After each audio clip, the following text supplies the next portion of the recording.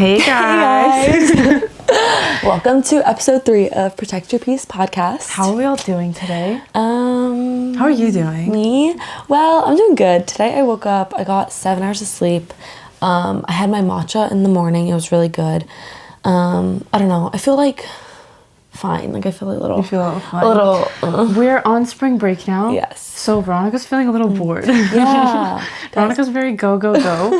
So now that we have not much to do, she's kind of like, I think, gonna lose her shit a little bit. Because last week, I don't know if you guys remember, we're gonna post it today though, or when you guys are gonna be seeing this, but I had so much stuff to do. Like I was literally running left and right, like minute to minute doing stuff. And now I was telling Zinah, I was like, funny. I have nothing to do. Like I'm done with all my client plans. I'm done with like everything I have to do. So now I was just like sitting. I was like, I don't know what to do with myself. I love how last episode was all about like peak burnout, and now we're just like, hey, now we're bored. Yeah, now we're like, all we right. went through like the busy wave, and now we're just kind of like cruising along. Yeah, but I do like the busy waves though. I know, and honestly, than when we get back from spring break, it's gonna be the exam and then finals to worry about, and then So it'll be back to like busy. Yeah. So I guess I have to just like take in this. Soak in, like I was telling her, like just soak this time to be bored. Like it's okay to be bored for a little bit. I don't like being bored. I don't like being bored either. Yeah. It's okay.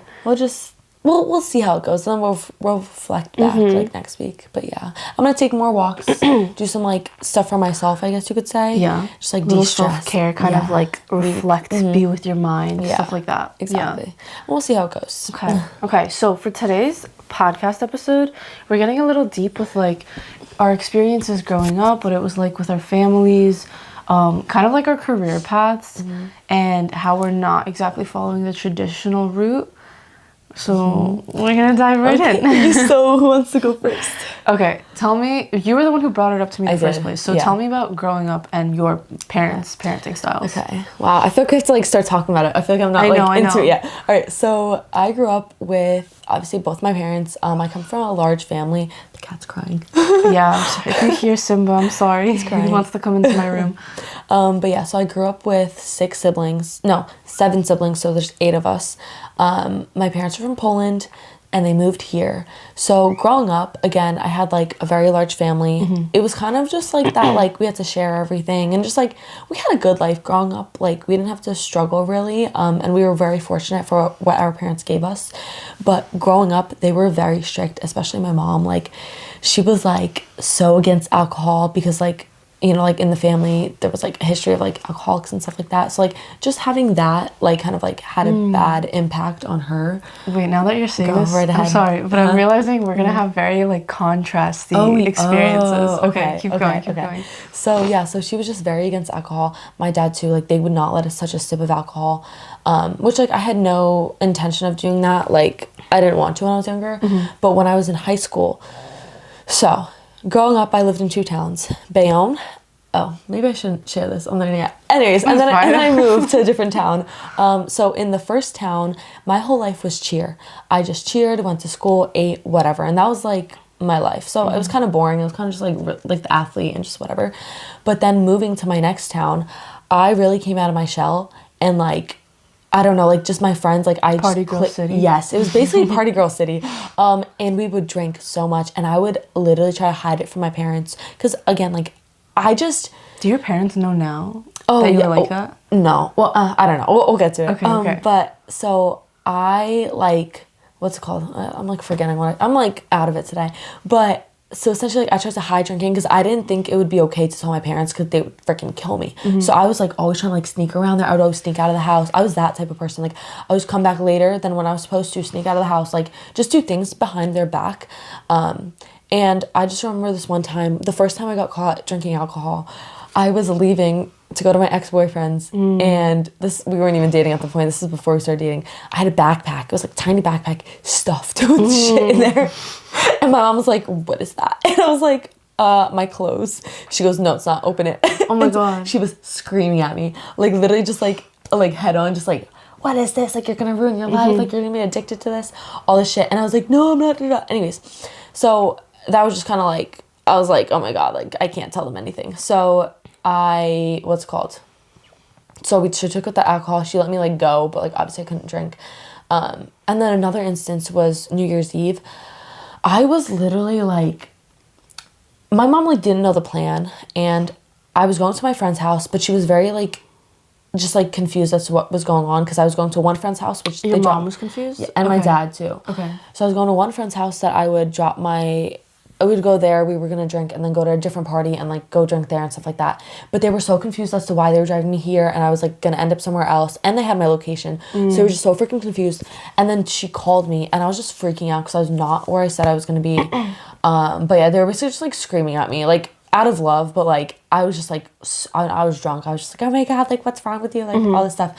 But anyways, I came back. I was hammered. I think they were asleep. I don't freaking know. But yeah, so that was like another thing. Okay.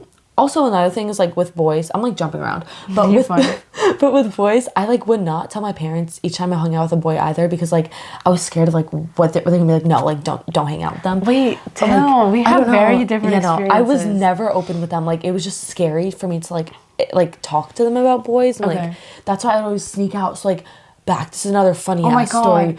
Wait, my ex. So oh my god, this is really funny. Okay. So I liked this guy previously, and I wanted to see him, but he went to school, right? And I was home. We were from the same hometown.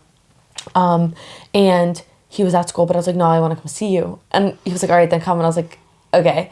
And my parents had no clue about this guy, like, at all. So we made up a lie, because I was applying to colleges the next... I don't think I told you this. No. I made up a lie because we were applying to colleges, like, that year for me to, like, go to college next year. And I made up a whole freaking shebang, like a whole thing. I was like, yeah, this school is having like an overnight experience program. They're selecting people to come out, try out the major. Like, oh, you like lied. Day in the life of like a college student. But it was such bullshit. Oh my god. And they bought it? Wait, so there was no questions really like leading up to it. And the day comes by, I'm like, all right, can I get a ride there? And my dad's like, yeah, it's like 2 hours away. So I'm like, all right. My dad drives me there. Mind you, it's so sus. I get there at like 8 o'clock at night. My ex's like dorm was like not in the main center. It was like off to the side. So it was like around like bushes and shit. Like it was weird. Oh my god. Okay. And the second I pulled up, his friends out the window, woo, Veronika. No. I was like, oh my god. My dad was like, who is that?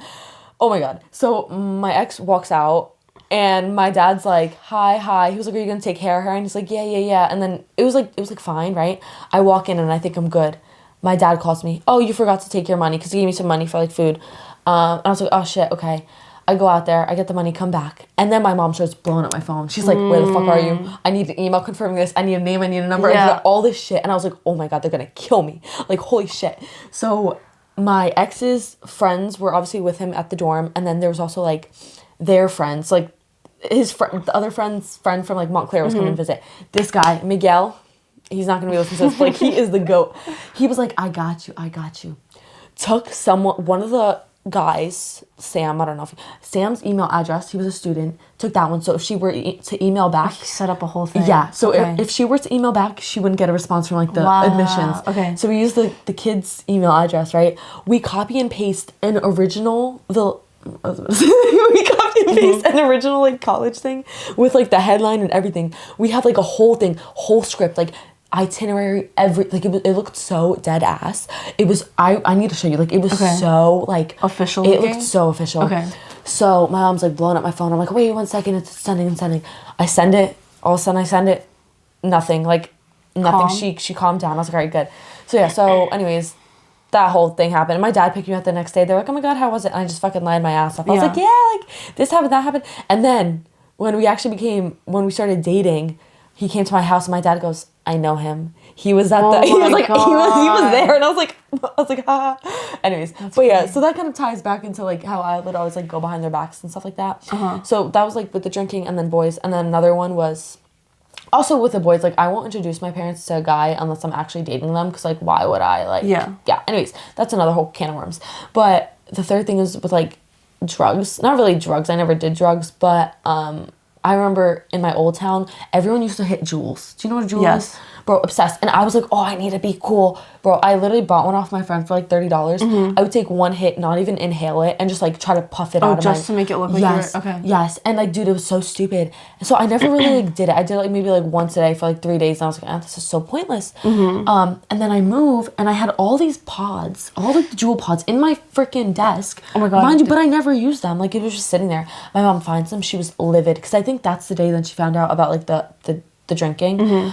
She was like, what is this? Like, she literally thought I was like hard like addict to like jewel, and I was like, Mom, this is not what it looks like. Like, oh my God. Yeah, but like honestly, like if I'm a mom and I see that, I'm gonna freak the fuck out. So like I understood, but like, bro, and I was in my teenage years, I was like, oh my God, stop. Like, I don't know, dude, we have very different experience. I want to hear yours now. I honestly, this is the first time hearing about Veronika's like experience growing up. So I grew up, my parents are from Russia, and then they moved here, I want to say like 35 a little over 30 years ago.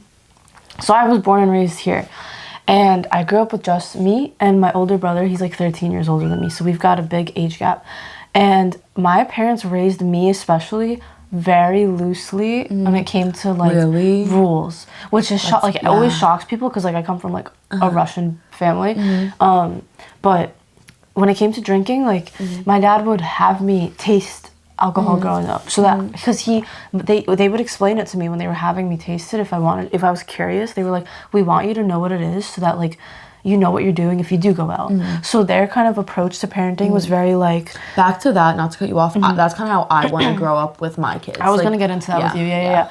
But like, so yeah, they were like, they're very like, all right, we know she's gonna live her life however she's gonna live it. Like, all we can really do is basically guide her and like give her as much experience as possible while she's safe with us, and then she's gonna be on her own at one point. So they never like restricted me from anything. They were never strict on rules, like nothing. And honestly, like I think that's why I have such a good relationship with them, and I'm very like open with them, because like I can see the like, even like the couple days that I spent with like Zinah and her parents, like I could see how they she like, you're so open with them, and you tell and it's very just like calm, the fact that you like, noticed that, and you've only been over with us like a few times. No, you're good. Okay, so like where was I going with that? You're so open with them. I'm just open with them. Like, I don't feel the need to like, I've never snuck out. So when you were saying like how you would sneak out of it, because like, funny story, I snuck out of my house like a week ago, and this was the first time I snuck out, and like I'm fucking 21 now. And you called me, you were like, fuck, I just snuck out, and I was like, okay. Really? Like I do that all the time. I was like, yeah, no, I never snuck out growing up. But like, I just like, if I was going out to a party or something, which I barely did, but the few times I did, I would tell them, and they would be like, okay, let me drive you. Like, I just want to make sure you're safe. Have your phone with you. Like, let me just have the address so I know where you are. But like, it's nothing like over controlling and like freaking out. Like, even now, like if I'm out of the house all day, my mom will like wait for me to come back, but she's not gonna be like, come home at this time. She just likes to wait to know like I'm safe when I'm home, but like she's not gonna tell me like you have to be home by this time. So I don't know.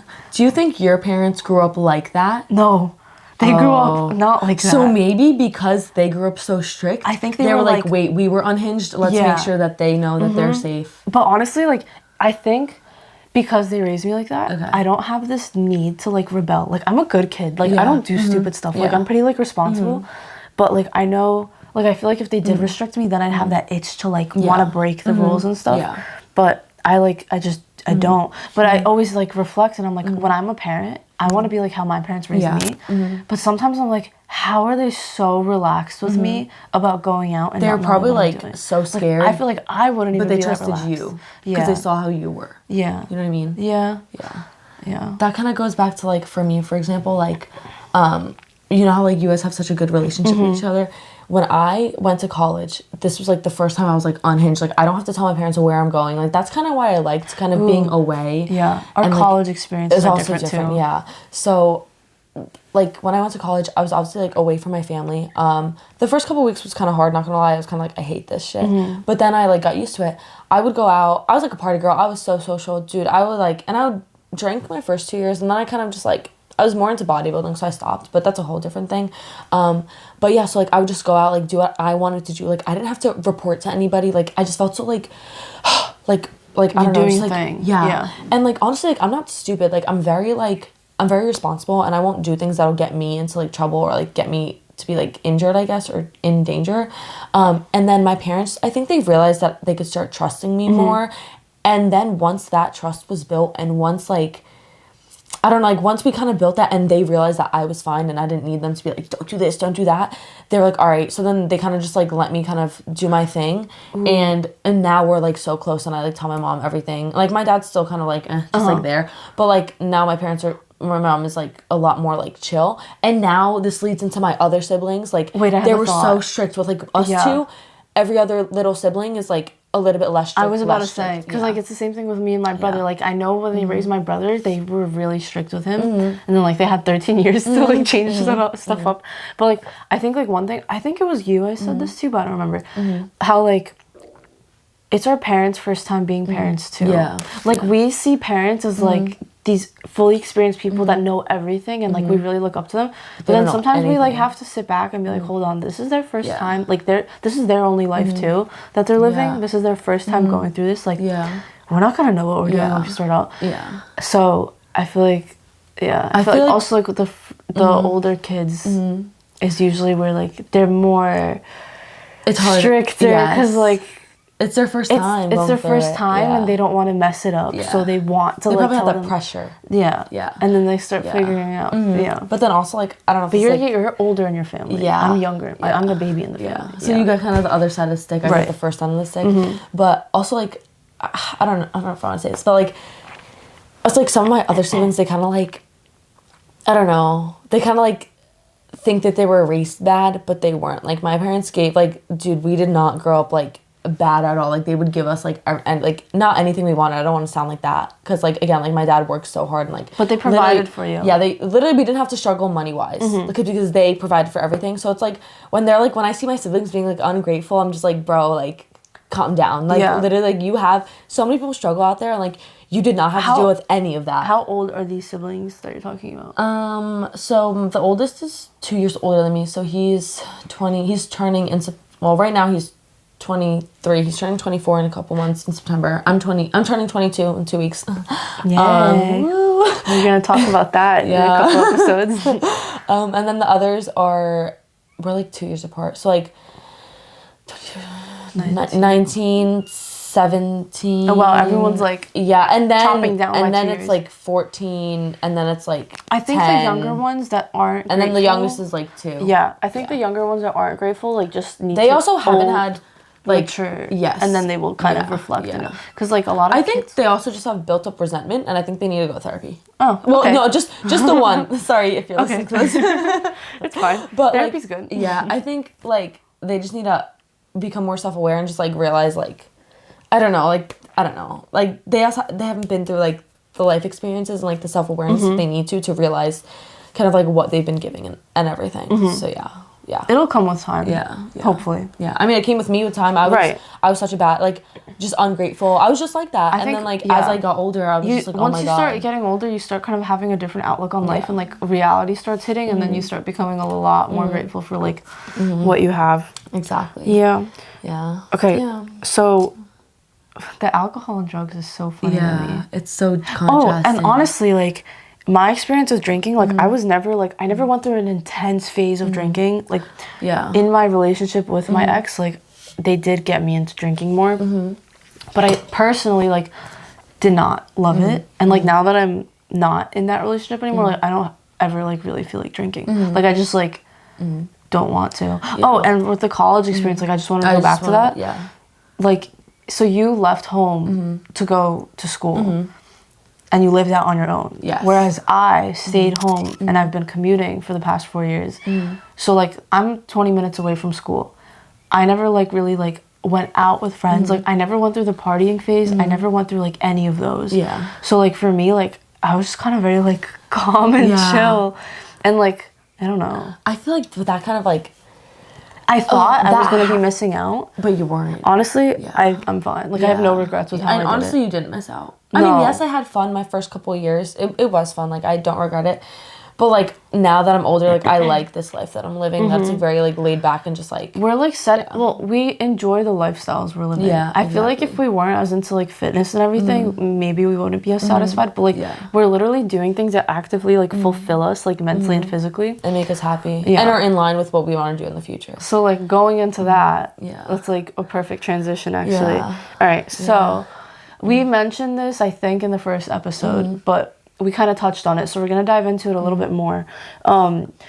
We both went into school. I don't know if you wanted to be a PT going into school. I did. So my best friend from home, Christina, hey, her mom was like actually Christina. No, Christina. Okay. A different girl. She's Russian. Okay. I'll show you her later. But so her mom, she was so cute. She always be like, Veronica, I could see you being a PT, because she was a PTA, and I was like, honestly, like I don't really know what I want to do with my life. Like let me look into this. So I looked into it. I was still a little confused as to like what they do, but then I was just like, all right, like this is fine for now, right? So I just went to school for exercise science because that's just like a broad like area of like, you know, I love training. You were into fitness. Yeah. So I was like, this is a good, because I was never into business sciences. I was like, I don't like that. So I went in for exercise science. It was fine. And I also applied to the DPT program at Rutgers, which I got into, which I was like, whoa, so surprised, because like they only accept like 13 people. It's selective, Yeah. So I was just on track to do that, and up until like when I would also work as a PT aide, which is fine, but then there was like this boss that really like triggered me. Like he was really just disrespectful and just like passive aggressive to everybody. He got fired, thank God, but like that gave me like a bad like experience kind of towards like the a end bad of it. taste in your mouth, because everyone else was so sweet, but just that one person like ruined the vibe. But so then after like my sophomore year, I was just like, I don't know if this is what I want to do. Like I don't know if I want to go to school for another 3 years. And then I think while I was in prep, so last year, in my junior year, I was like, honestly, like, I don't think I want to do PT. Like, I don't know what, like, caused me, like, shift that, but I was like, I don't want to do it. And then I was like, I don't know what to do. Like, I don't know what else there is for me, right? Yeah. So then my show passes, and I'm like, wait, like, I've been helping a lot of my friends, like, just get into training, get into nutrition. Like, I've been, like, helping, like, change their lives. And I was like, wait, this is so fulfilling. Like, I love this.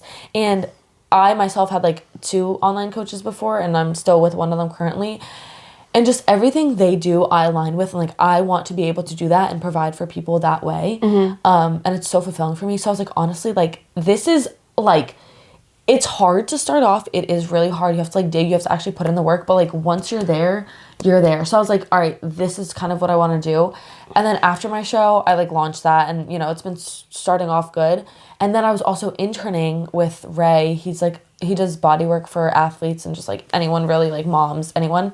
And I was like, wait, I could kind of do this too. So it's just like deep tissue massage, but like actual like scraping, like get in there. Veronika worked like on it's me. painful. Yeah. So I was like, because this might be just work in line with that, because like you're actually teaching people how to rehab, and like it's essentially kind of like PT, except like you're actually one-on-one with them for like an hour. Yeah. And like you actually fix their issue. Like PT, I feel like some of them like don't care, and they're like, do 10 exercises, they work on you for 5 minutes, and then you leave.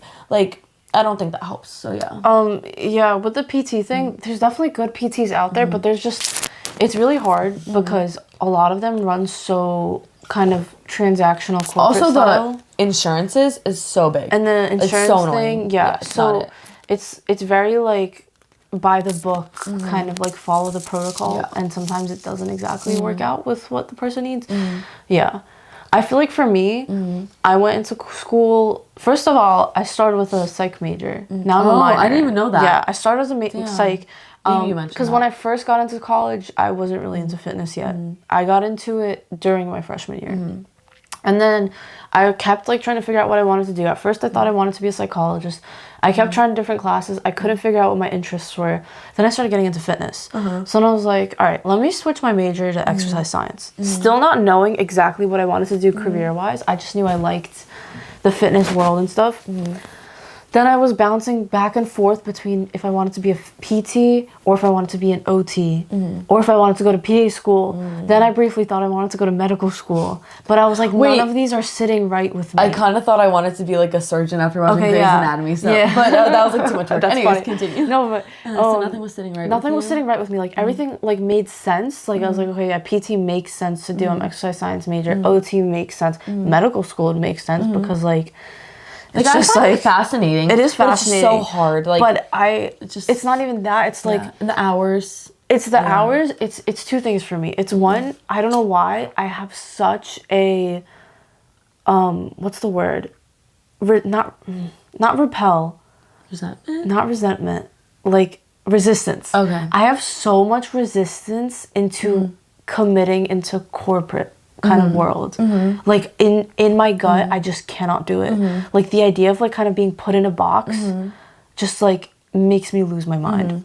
Yeah. So it's that, and it's also like, yeah, things in PT or OT involve things that I'm interested in, like working with the body, but there's so many other things that I care about. Oh, another thing I was thinking about of doing was becoming a naturopathic doctor. Okay. But even that, like, it's really hard because you're still under that umbrella. You're still under that umbrella. You can't do. And insurance, like, usually doesn't cover it, so it's not accessible for people, which frustrates me. But yeah, like, there's so much that goes into what I care about that like in a PT or OT setting, like they wouldn't be as hands-on with, like just like recovery and stuff and like sleep and nutrition, like it's a whole picture. It's under a whole umbrella. And I kept trying to find like what is this career that fulfills this, and I'm like, I don't know what it is. And then I started realizing coaching, you shape it exactly how you want it to be. What made you think coaching? Like, is this when you started working with your coach John, or did you think about it before? No, I never thought about it before. Okay. Like, I doubted myself fully. I didn't even think that was a possibility until I started going to Kingdom. And Kingdom is full of so many people that are, like, entrepreneurs. So I was having all these conversations with people. I think they were kind of noticing that I was starting to kind of get out of my shell. And they were like, Zinah, like, you should do this. And all these voices were coming at me, and it kind of started making me like believe in myself a little bit more. And then I was like, oh, shit, like I'm seeing all these people like start from scratch and they're just going and full sending their passions and they're doing it. So like, why can't I do it too? And sometimes you need that like outside perspective to kind of like believe in you first. Because I would doubt myself so much. Like I would always tell myself, syndrome. Imposter syndrome was bad. So bad, yeah. Because I kept doubting myself and being like, who do I think I am? Yeah. Like I'm not capable of this. Yeah. Like you're being stupid. This sounds ridiculous. Like you sound insane. And this ties in with parents and family. Yeah. Wait, I do want to say also like with you saying that Kingdom, like people there, seeing everyone just be entrepreneurs and like start their own businesses and go from there. I went to Texas over the summer, being surrounded by all those kids that were like not kids, but like people that were our age. They moved there on their own, no money, and had to start from the ground up, and now they're like blooming, like so successful. And it's just like that was inspiring to me, and like knowing that like maybe I could make that happen. So that was like off to the side. I think they're cool perspectives for us to have because we grew up with the idea of follow the traditional path. If you go to high school, you graduate, you go to college for 4 years. Keep going. Go ahead. You go to college and then you graduate. You either pursue further education or you go straight into working. What should we do? Like 5 minutes. Okay. We're just checking the battery. Yeah, guys, sorry. But yeah, so you go into high school, you go into college, and then after college you pursue further education or you get into your working job. Yeah. And that is exactly what our parents kind of wanted us to do, right? And that's like I think we're now in the generation where like it's becoming more and more common where people don't pursue that necessarily. Or they don't even go to college. And that's not exactly what you have to do to be successful. Because people think that's the key to success. And maybe like during our parents' time period it was. You know what also? But things are shifting. Yes. Also like I was talking about this when I was in Texas with my friends. Like college truly is a safety net. If you know what you want to do with your life and you know that college won't give you that, but you're scared to go for that, you subconsciously stay in college because like I just need a degree. Because you assume degree equals job. Yeah. So it's like, all right, if this then so you can't put your all into that one thing that you want to do. So like if that thing fails, like you don't have a safety net kind of. So like because you're in college, you're like, all right. But hypothetically, like if you put your all into like that one business or that one thing and you stay consistent, like something has to happen. It has like, to. If it takes 1 year, 10 years, like something has to happen. The only thing that's gonna stop a business from blooming and like not working out is you. And like if you just break that pattern of consistency. If you are consistent and you keep trying, like, you're going to be making connections with people. You're going to be spreading the word. You have to be doing that. But you have to be on it. Yeah. So, like, whatever. Oh, I wrote this in my notes the other day. Did? I literally wrote it down literally yesterday. Let me find it. Wait, while you're looking for that, I do want to say, oh my God, what was I going to say? Oh, but we still decided, obviously, like, to stick. Hustle for what you love. Oh, that's good. Wait, I love like that. whatever you love, because like we're hustling, like hustle harder, baby. but like people think like, oh, if I do what I love, then I'm not actually. Guys, we have a special guest now. Sorry for the interruption. Our camera died, but Simba wants to come and say hi. He's gonna be chilling with us. He's so cute. Yeah. Okay, so going back to what we said, we were talking about how hustling, and if you don't do something that you're passionate about, it's going to be kind of like pointless, and you won't be, I don't know, you're just going to be like living for somebody else, kind of. This honestly gets me into a thing. Okay. Tell me. We have 100%. We can talk all night. All night, let's go. No, but I feel like I'm a very emotional person. Like, I know there's some people that are fine with having the 9 to 5 and then living and doing whatever they want to do outside of that. That drains me. That'll drain me immediately. Like, I need to be doing something I'm genuinely passionate for. Simba, come here. He's going right in front of the camera. I don't want him to like knock it over. I know. Simba, come here. Come here. Yeah, I know there's people like that. I just cannot. I can't do it. Like, I need to be doing something that's fulfilling for me, because then I'm like pouring my all into it and I'm just like happy. Exactly. Like genuinely happy. So although the coaching thing, so people think like, all right, if you're going to pursue becoming a doctor or a PT, you know the salary you're going to end up earning. You have that sense of security. With coaching, it's hard to have these conversations with like our parents and our family because this is like a new thing. This hasn't been around for like many years. So I definitely get the perspective of like, they just don't know how reliable it is, how far you can really go with it. So having the conversation with them and like telling them like, hey, like we're gonna be going down this path. I think they're also like, they care about us obviously, and they want us to be okay. And the main thing they're just worried about us not being okay. And they're also like, my mom's big thing is like, if you have your own business, like insurances, like they don't cover your insurance, like it's your own, you have to pay for it. But I think obviously they care about us, but bringing it up to my parents, like, again, like I said before, now they're kind of like trust me and they know what I'm doing, and like they're just a lot more relaxed with what I want to do with my life. So my mom is like, all right, like, they keep bringing it up, like, are you sure you don't want to go to PT school? Are you sure you don't want to do this? Are you sure? And I'm like, yes. Like, if anything, I'd go to massage school for the body work, because that I have to, but that's fine. It's only a year. But my dad especially, he's like, come on, like, I'll help pay, like just please go to school. And I'm like, no, like, I don't want to do that. Like, I know what I want to do, and I don't care how long it takes me to get there. Like, I'm set, because this is what's gonna fill my cup. It's gonna fulfill me. It's gonna set me up for the path that I want to go. That's the biggest thing. It's the fact that like we may not have certainty and clarity on like when everything is gonna like fully go off and like we quote unquote kind of make it. Yeah. But we are so passionate about it and trust that it's gonna work out. That like that's all that really matters, honestly. Exactly. Yeah. My parents were very on the edge about it. I think they still a little bit are, but I think they're seeing how much I'm pouring into it now and like they're starting to believe in it. I had a lot of, I'm not going to go into it today, but I had a lot of good things happen yesterday where things are aligning. Veronica knows about. I'm gonna tell them. She's killing it. I'm gonna tell my parents about it today, but I think they're starting to see that like everything is aligning and working out. So I think they're trusting the process.